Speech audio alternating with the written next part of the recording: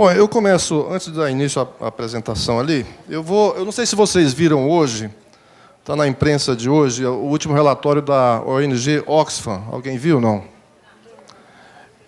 Então, saiu o último relatório da Oxfam, que é uma das principais organizações não governamentais do mundo, e que tem sede em Londres, sobre a situação no Brasil. Então, vou dar alguns dados aqui. O relatório que saiu agora, esse final de semana, diz o seguinte: desigualdade de renda para de cair no Brasil após 15 anos, e número de pobres cresce. E aí, quando vai no detalhe do relatório, diz o seguinte: o número de pobres cresceu 11% em um ano, atingindo 15 milhões de brasileiros, em 2017.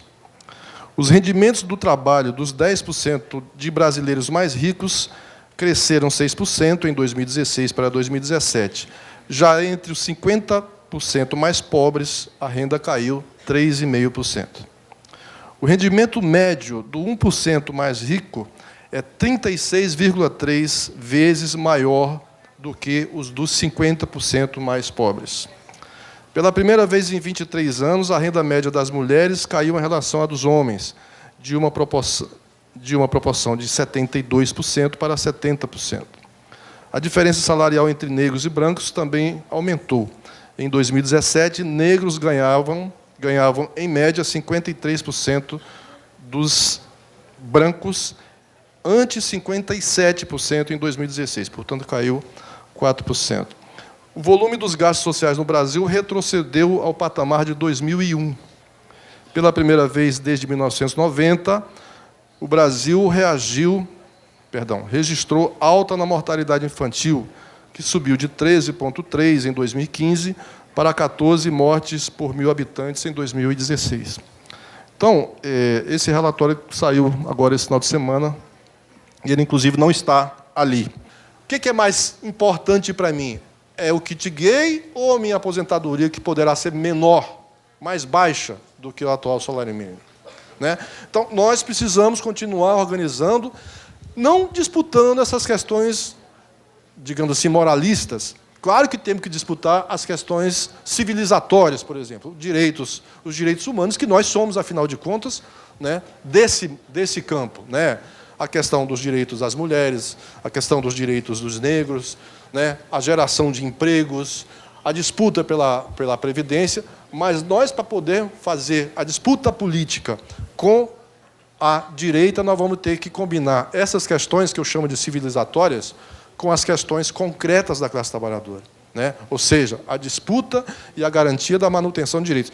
Esse dado que eu dei aqui para o final que saiu hoje no relatório da Oxfam, mostra exatamente o que aconteceu de 2016 para cá, e mostra claramente que a estratégia de derrubar, né, o governo Dilma era para implementar as políticas que geraram mais desigualdade e, enfim, mais concentração de riqueza, enfim.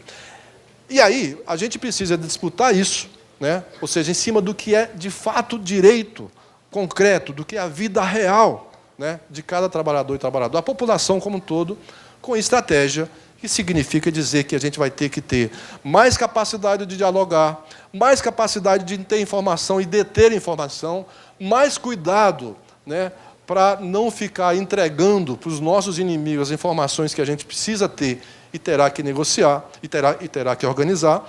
E, claro, eu encerraria dizendo o seguinte: esse é o momento em que a gente precisa, né, ter muita... Vou dizer calma, ter muita paciência, organizar muito o trabalho junto às nossas famílias, etc., para que a gente possa, logo ali na frente, começar a reagir. Se a gente for da forma, talvez improvisada, como muitas vezes nós fomos, a gente, nesse momento, não tem. Nós precisamos ter que combinar a estratégia e a inteligência com o debate, a discussão e a disputa daqueles que são os direitos reais da classe trabalhadora. Concluo, essa questão de não soltar a mão de ninguém, solta a mão de ninguém. Isso, na época da ditadura, as pessoas, quando iam se reunir, né, estavam em pequenas reuniões ou em grupos, debatendo o enfrentamento da ditadura, de repente a luz se apagava. Né? E quando ela voltava a acender, como agora, geralmente faltava alguém, né? Então, o princípio de ninguém solta a mão de ninguém vem de... Na época, era preciso que todo mundo se segurasse para não deixar que...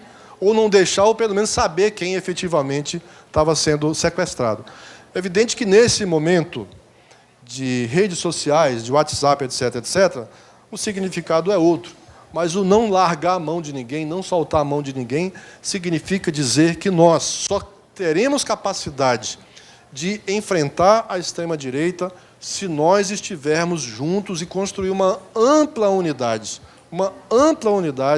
para poder garantir, né, a nossa organização e a nossa resistência. Portanto, ninguém solta a mão de ninguém. Obrigado, pessoal.